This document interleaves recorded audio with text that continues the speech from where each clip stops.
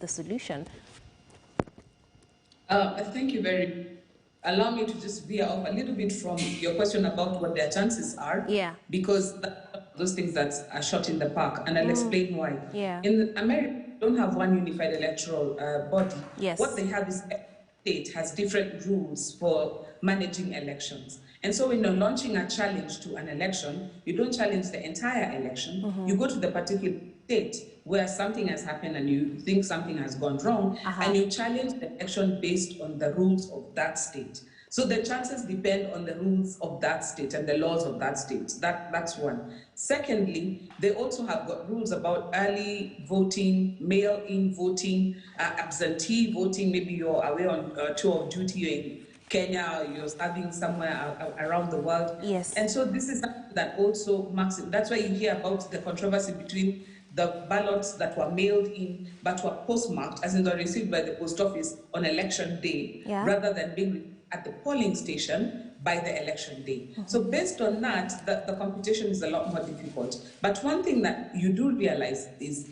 the type of electoral system that they have is maybe something like what is being suggested in Kenya about the BBI, where you have a situation where you don't have one unified IEBC. It's not in this BBI, but that was one of the suggestions that was coming, where you deal with electoral disputes, especially presidential, not as the whole election, but as where is the problem. Because what that does, it isolates the issue and you're able to sort it out rather than nullifying for the entire country. Right. So if you need to, you can repeat in that particular section because that's where you have identified a problem rather than running an entire election across the country. But suffice it to say, one thing that you must commend the Americans for is through their over 200 years of existence, there's one thing that they have managed to refine. They have a trust in their systems such that in Kenya, can you imagine if we were voting like from 2 weeks ago, sending ballot papers through the mail?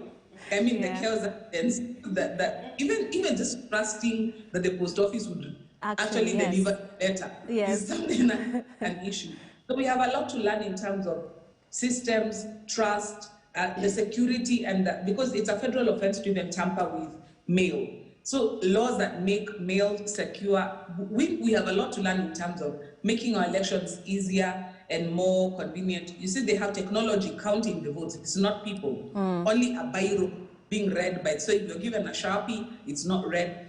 Some of those things, it's so easy. The technology already exists. Right. So there's a lot can be done from them. But in terms of their chances, the Trump team, that one, let me not roll the dice. I'm watching. Only time will tell. Now, Mark, when it comes to Donald Trump, we do know that Twitter is largely his mouthpiece because that is the channel he uses to air his grievances, praise his supporters, and of course, go very down hard on those who he is against. Now, he has reiterated his victory. This is not in line with the numbers that have been given because this has not been called yet. And of course, Twitter has blurred some of his sentiments because they're not really factual. So what do you make of this? You're a communication consultant. What is the efficacy of what he's doing? And moving forward, what do you think he's trying to achieve by the things he's saying before the official,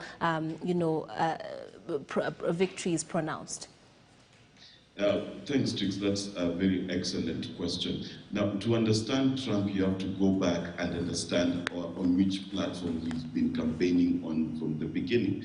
Trump has been campaigning on the steam of a lot of propaganda and hearsay and fake news. Even though he accuses the media of fake news, he's actually the prince and king of fake news. Now, if you go back to 2016, you remember Trump rode on a lot of Hillary Clinton emails, lock up stories and things like that. So what Trump has done over the years, and you remember he never stopped campaigning, he was on the campaign trail every day for 4 years, is that he's pushed the agenda where he thinks his base believes him totally and absolutely, and he can get away with pretty much everything. So Trump has the mentality that A, he just needs to say whatever and that becomes the truth, and B, that he is invincible. Remember his famous statement that he can stand in the middle of New York and shoot somebody and people would love him. So that's the mentality he still has. So even before the election started, looking at what his numbers were, now remember in 2016, 2016 he was the unpopular candidate, and in 2020 he was still coming in as the unpopular candidate. So he had prepared himself to say that, number one, he's going to declare victory before all the votes are counted, because he knew that mail-in ballots would be late. But remember, Trump is a candidate who has been propped up by a lot of propaganda. You know, he's pushed Obamagate, he's done Pizzagate, he's done a lot of propaganda that a lot of his base believe in. So he's hoping that that base will continue believing in him even now, because if they do, then if, for example, a state like Georgia flips today and becomes blue, he would say that, you see, I told you that this election would be rigged. And remember, he's also had things to do with the deep state and many other things that he's been doing. So this is a conspiracy theory campaigner, and he will continue to do so, and he will use Twitter to do so. Okay. Now, Gloria, the youth are being counted on, particularly by the Democrats. They were hoping that they would come up by the droves in order to ensure that some of these swing states are moved in their favor. So what do you make of what we can learn from the United States in terms of counting on the youths to swing things in a certain directions? Because the chunk of these people are millennials who are now of age. They can now understand the issues, and they can now vote it from a place of understanding and knowing where the stakes are. Do you know, one of the things that I've really admired throughout this election period for the United States is that there has been targeted messaging.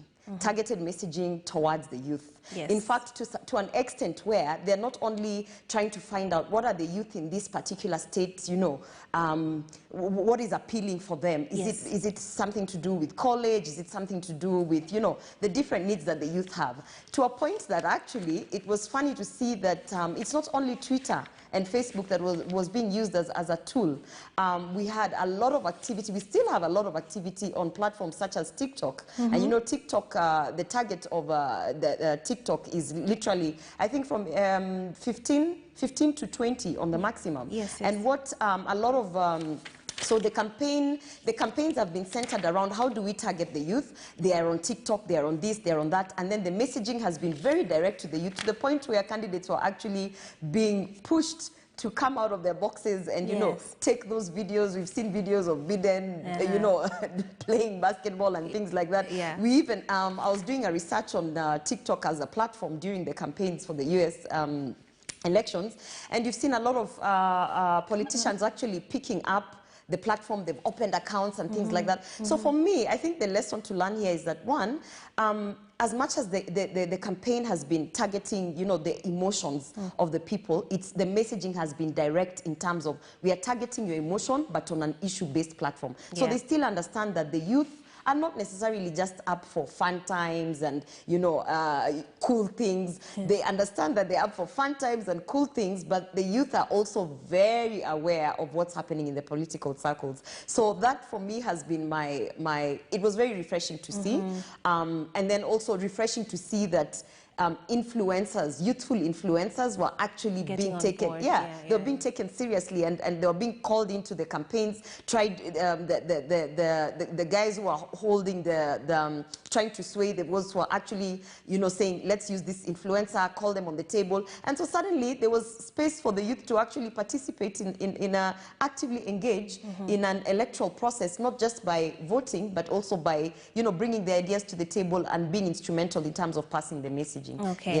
And then we're going to wait and see whether this worked for the Democrats and all those methods that you've mentioned. Now, if you're speaking about the youth on page 5, there's a very interesting story. If you're wondering why should we care, there's a person who actually had an interesting and very close to home. This is very close to home for him, because Biden did take a look at him after he told him a story at the U.S. Embassy here in Kenya and asked the ambassador to actually step in and help him, and he was able to go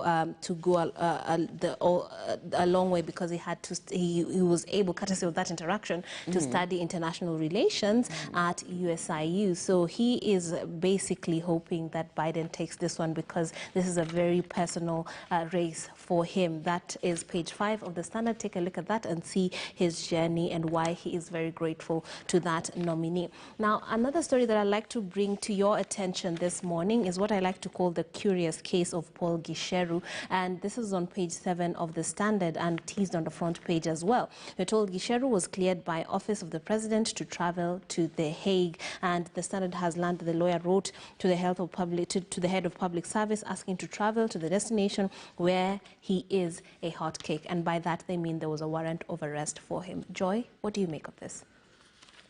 Like you said, it's a curious case of Paul Gisheru. All of us are thinking, okay, should we think or should we let it unfold? Yes. Because this is not a warrant that was issued yesterday. This is not something that just happened. The warrants were issued in the year 2015. Yes. And even had a local process to find out, should we go ahead and extradite these individuals, because it's him and Mr. Bet. And Judge Luka Kimaru pronounced himself on it and said, you know what, let us hold off, and there is no need for the Kenya government to actually act on these warrants.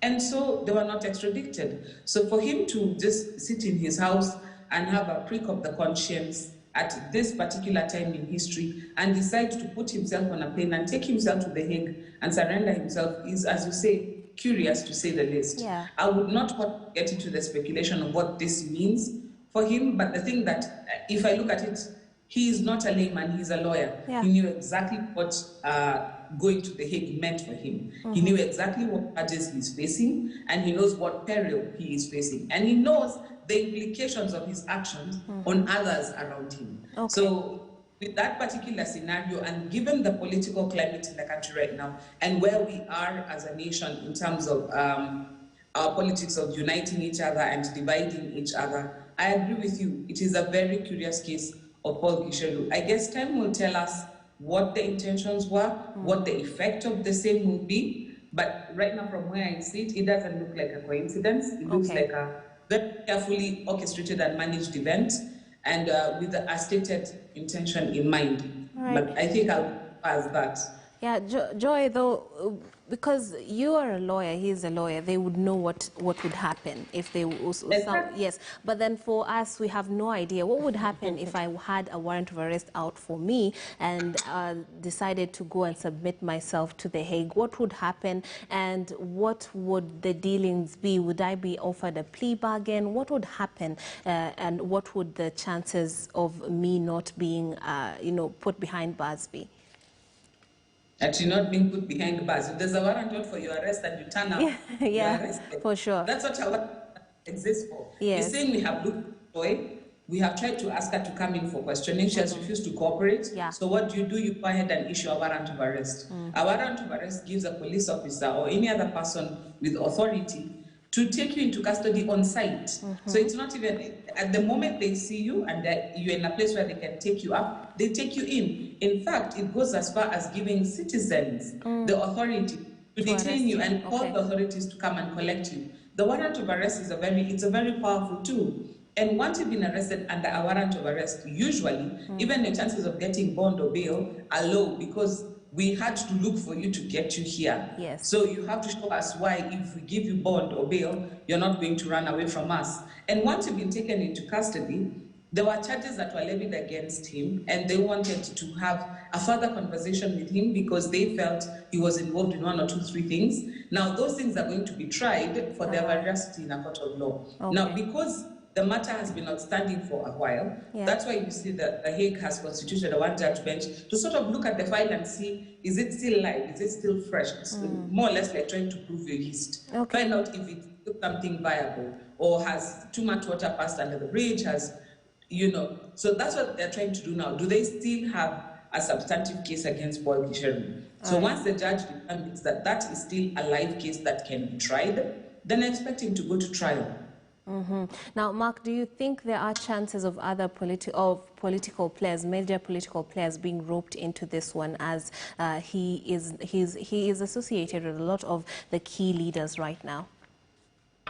Well, number one, let me just clarify something. If the lawyer applied for clearance from the head of public service, it must indicate he applied for clearance as a civil servant. If Yes. he is the chair of, I think, of a parastatal, and if he is, then he is required by law to apply to travel. So that's not anything sinister in as far as that is There's nothing concerned. special But about it. is there a political hand in this? Chances are 98% that there is, and 2% I'm leaving it to whether pigs fly. The reason why I'm saying that is this, that number one, at this point, anyone could benefit from what he's going to do at The Hague. Number one, he could be going to The Hague to say, hey, listen, I am here to confess. I did this of my own volition. Yeah. William Ruto has nothing to do with it. No one has anything to do with it. And then he becomes, he clears up the air for our politicians. The other way is to get sympathy that now you create that 2013 magic again, you know, and then you go back into, there's also the possibility that enemies of the deputy president have seen this as an opportunity to finally make sure that he's not on the ballot in 2022. Yeah. So all of these scenarios are possible with equal possibility. What is exciting for me is, once again, the victims of post-election violence 2007 have an opportunity and a chance at justice, which I think should be applauded. I think the pursuit of justice, despite the politics, should never stop. Okay. Now, Gloria, the chance at justice for post-election violence victims excites Mark. What excites you, or what interests you with this particular story? First of all, I want to question the timing. You know, there has been a lot of utterances of political bigwigs trying to say that, you know, we are going to make sure that Deputy President William Ruto is not on that ballot. Okay. Those are statements that have actually been put out there by different people.